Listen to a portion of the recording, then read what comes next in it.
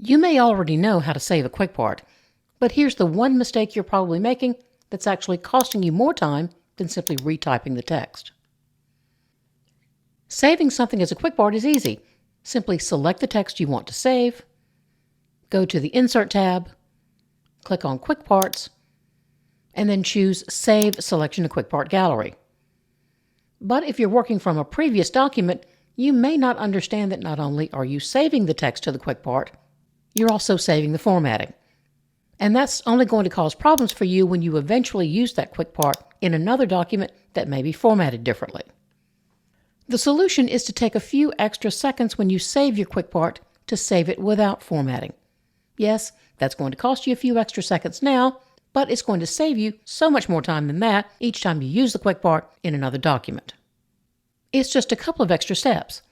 Select the text you want to save as a quick part, and instead of going to Insert Quick Parts, use Control-C to copy the text.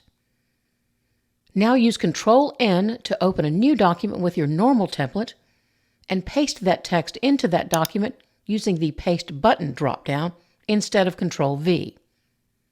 I would advise using the Paste Text Only or Merge Formatting option. You can always recreate any specific formatting like line spacing or indentation that you always want carried over to any new document. This will ensure that your quick part text doesn't accidentally paste in unwanted formatting, such as fonts that don't match your destination document. Once you've done that, now you can save your quick part.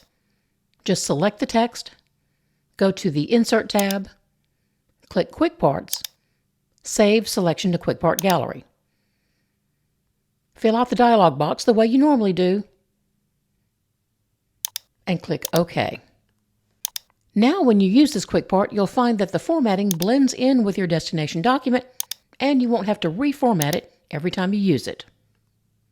Want to learn more about how quick parts and other building blocks can help you create documents faster? Click here and watch this video next.